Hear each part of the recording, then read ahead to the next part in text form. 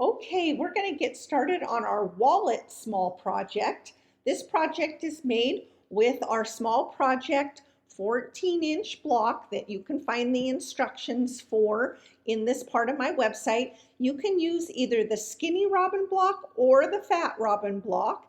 I'm going to choose to do the skinny for my wallet this time. You're going to need a 15.5-inch freezer paper circle, which I will show you how to make in this tutorial. And then you're going to need a piece of lining fabric that's as big as your unfinished block, which will be about 16 by 16 piece of fabric. You could use a fat quarter, would work great. So those are the elements we need. Again, a fun and fast project. So when we come back, we'll get started. Okay, we're going to make our 15.5-inch freezer paper circle template, and the instructions are in the book for doing that. They are on page 2 in the finishing chapter, so that's the third chapter. If you're making a skinny, that's going to be in the light blue. If you're making fat, it's going to be in the purple section. So all of the instructions are here on pages 2 and 3 for making your freezer paper circle. So I'm going to walk you through those steps now. I'll just set these books aside. So there's a template sheet that comes either in your Skinny Robin or your Fat Robin book. So they're set up the same way in that on one side are the circle sizes for the outside diameters, and then on the other side are the circles for your center. So we just need to use this side because we want to make a 15.5-inch freezer paper circle, which is going to exist either on the skinny or the fat. So it doesn't matter. Either sheet has that. All right. So you need a piece of freezer paper that's at least 15.5 by 15.5. So I just took a sheet freezer paper, cut it a little about 16.5 just to make sure I had enough. Then you're going to fold it in quarters, and you want to just take some time here to be, somewhat neat and make really crisp folds, okay? Because when we're done with this, we want our circle to be round. So the more accurate you are when you're folding and drawing and cutting all of those things, you're going to get a rounder circle. So when you fold it in half, then you fold it in quarters. Make sure when you fold it in quarters that you're keeping these folded edges nice and tight, okay? And nice and even on that edge. Then you're simply going to open up your freezer paper, and you can see right through the freezer paper, and you're going to line up the folds on the vertical and horizontal lines of your template sheet. So if once you get them both lined up, so I'm on both, then I can see that 15.5 right there, and I can see it right through the paper. So I'm just going to come in here and carefully trace that line.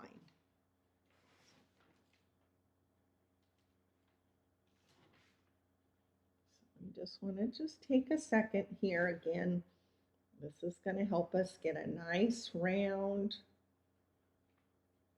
circle when we're done. Okay, so now I've got that. I'm going to fold it back up, and I want to cut this out now. And to cut this, before I cut this, it's really important to keep those folded edges together. So I am going to actually put a staple in here on the end, so those edges I know are going to stay together. All right, now I'm going to grab my scissors, and I'm just going to carefully cut this out. I recommend leaving it down on the your table, holding your hand down here so that it's going to keep those edges nice together. And you're just going to carefully go around cutting out your circle.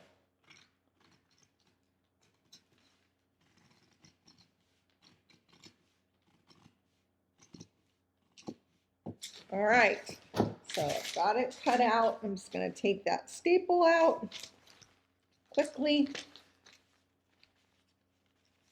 All right, when I open this up, I have a beautiful 15.5-inch freezer paper template that I can use for my project. And then the most important thing is immediately write what the size is. So you don't have to, next time when you're reaching for your freezer paper template, you'll know what size it is, because these can be used over and over and over. So that is making your freezer paper template. Okay, so we've got our block and our freezer paper circle, and I'm just going to take a minute here and show you. I'm going to get this freezer paper circle prepared to help us get it centered on our block. So to do that, what I've done is I've come in here and I've just made a little pencil mark 3/4 of an inch in from the edge of the freezer paper at the north, south, east, and west points. And then I've just come in and at that mark, I've just made a small fold on each of those points. So now when we go to our ironing board, it'll be a lot easier to get this centered into our block. All right, so now I'm at my ironing board and we're going to take our prepared freezer paper template and we are going to get it centered and pressed onto our block. So because I've got these folds now, I'm just simply at the north. So I've got my block oriented north, south, east, and west. I'm going to place this fold line where it's folded back right at the tip of that point. And then here at the bottom, I just want to make sure I'm also, so if I pick that up, I'm just right over the point. So I'm centered between the points.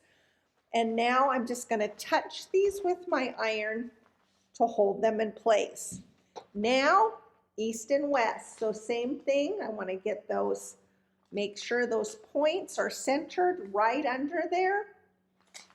All right, they are. So now I can just go ahead and press the freezer paper down. Make sure it's stuck on there really good.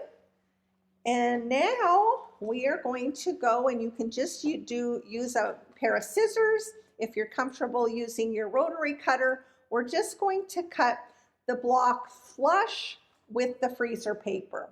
And the good news here is I have left extra room beyond those finished points for finishing. So even if your block is not perfect, if some of your points happen to be, you know, a little longer or shorter, nobody is gonna ever know because I've left extra room out here. So we'll go ahead and get it trimmed and then we'll come back and move forward.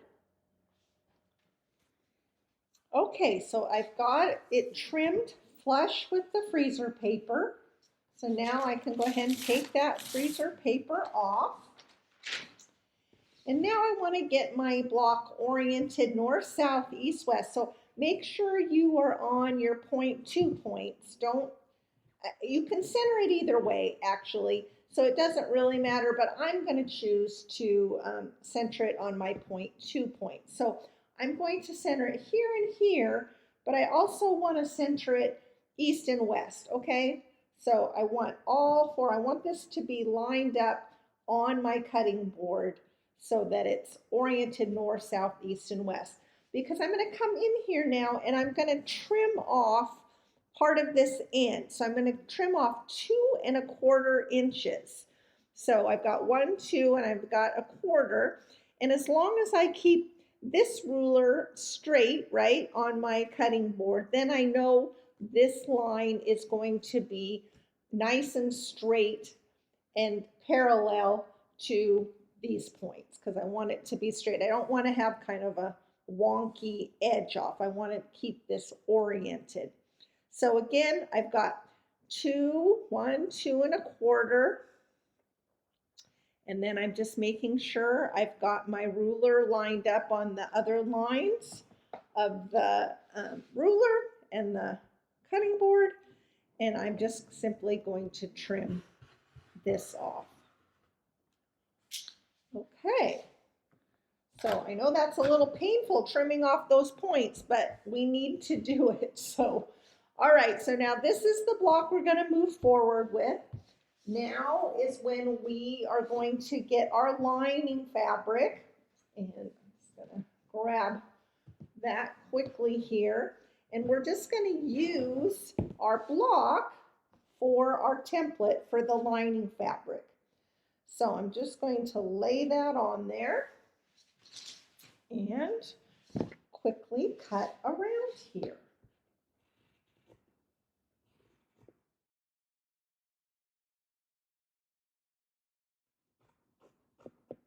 All right. Now that we've got it cut, we're going to put these right sides together.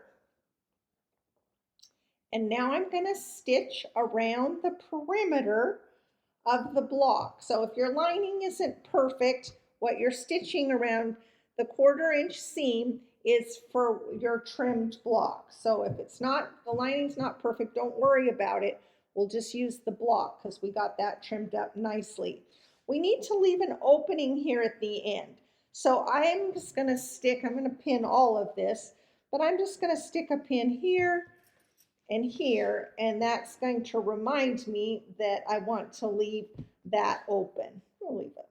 Don't need it to be quite that. This is how we are going to turn it later. So now I'm just going to pin around. Then I'll take this to my sewing machine and sew my 1/4 inch seam all the way around, and just stopping and back stitching at both of these points. So starting here, stitching all the way, stopping here and back stitching, and make sure you turn at those corners so you get kind of a squared off corner down there. So when we come back, I'll show you what it looks like after it's been sewn. Okay, I've sewn my 1/4 inch seam all the way around. I'm stopping, back stitching here. And then where the lining was kind of sticking out, where it wasn't perfect, I just did trim that off really quick as well. So now I've got it looking neat. And now we're just going to turn this.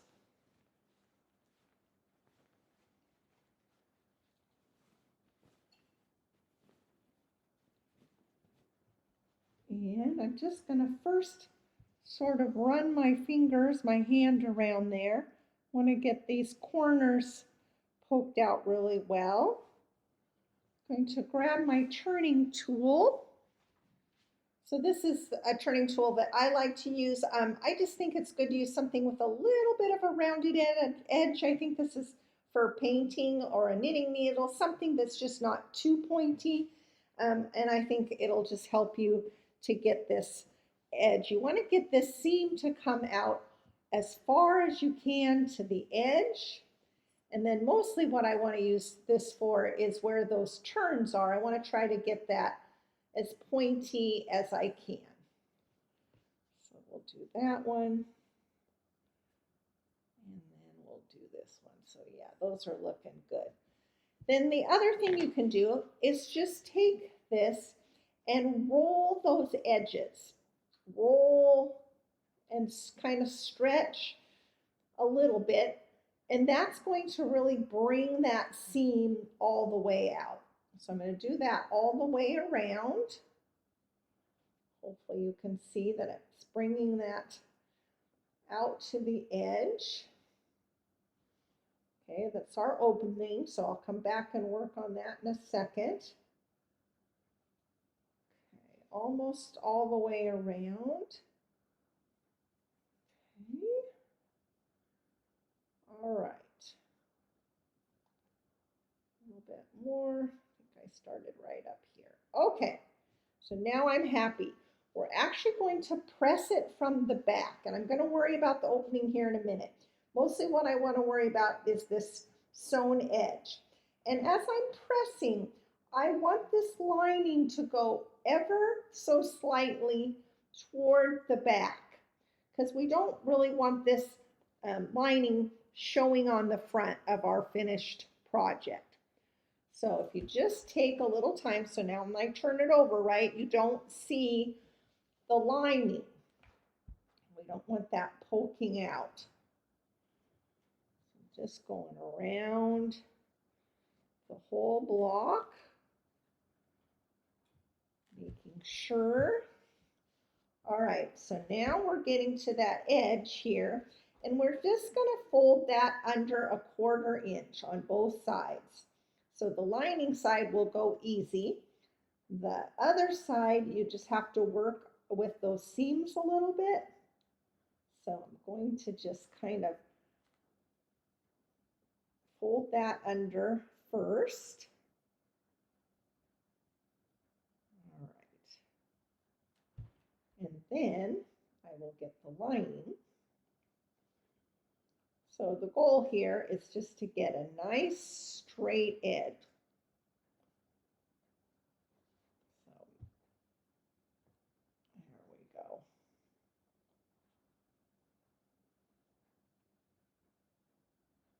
Okay, so once I get it lined up there,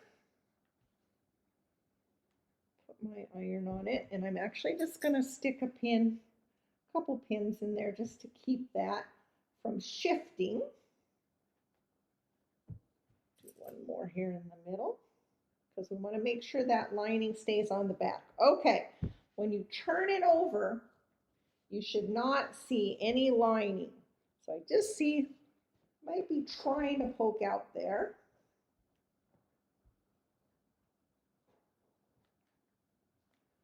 Okay, perfect. All right, so now what I'm going to do is I'm going to go to my sewing machine and I am going to edge stitch around the entire perimeter of this block now that it's been trimmed. And edge stitching to me means just right next to the edge, probably about 1/8 of an inch all the way around. And that's going to keep it in place until we get ready to move forward to the next steps. All right, I've got it edge stitched all the way around. Get these pins out. And now it's time to start folding it and stitching it into our wallet. So we're going to turn it over, and basically what you're going to do are fold these sides in so that these points come together or are on the same level. And it should be about 7.5 inches across. So we want to make sure that we have it even. So right now I'm about 7.25. So you can see if I just sort of tip that a little bit, right? We also want to try to keep those straight edges straight down there as much as you can. So let's measure here. Yep, 7.5. A little bit more adjustment there. Yeah, it's a little bit wide at the top. So I just want to adjust that ever so slightly. I think I'll just stick a pin there really quick. And I'll do the same here. And I'm just going to fiddle with this for a minute until I'm happy that it's 7.5 at the top and the bottom, the same width, okay? Once I get that straight, then I'm going to come in here. You can give it a quick press, and then you're going to edge stitch down that entire edge, back stitching at both the top and the bottom. So we're going to edge stitch both sides. So I'm going to get this oriented so I make sure I'm exactly 7.5 all the way down, and then edge stitch, and then we'll come back and do the next part. Okay, so I've edge stitched down these two sides, and we're almost to the end here. My pin's out, and now we're going to fold this up 4.25 inches. So you can fold it up and measure your 4.25. It's going to be right about there. And just get it so you're happy. This is going to become the top here. But once we get this oriented the way we want, then we're going to edge stitch again, just right over top of the first edge stitching. Make sure you back stitch really good right here, because that'll be a pressure point for your little wallet. And we're going to edge stitch from here down. So that's what I will get this measured so everything's nice and oriented, and straight and edge stitch, and then we'll come back and talk about the last bit of finishing. Okay, so I have edge stitched again down the sides, making sure to kind of double back stitch here where that's kind of a pressure point. And my wallet is really pretty much done. We're just gonna fold the top over, and then you get to decide what kind of a closure you wanna put there. I'm thinking I might put a pearl snap. I think that might be pretty there, or you could just put a regular snap sewn in. You could use Velcro. They do have some Velcro available that will just stick to your fabric and stay in place. It's kind of a no-sew. There's magnetic closures, whatever you choose to finish your closure. To find the center of your closure, when your wallet is closed, I would just stick a pin where the top part of the closure is going to be. Pick that up, and then you can stick a pin here where the pin intersects. So then you know exactly where that closure needs to be. So when it's closed, it's going to meet up nicely. So fun little project. Kind of shows off your pretty points and your block. Has some separate little compartments. I think this would be great not only to use as a wallet, I think it would be great for a little jewelry pouch for travel. It might be fun, I think. Also, you could put a gift card in there to give to a friend.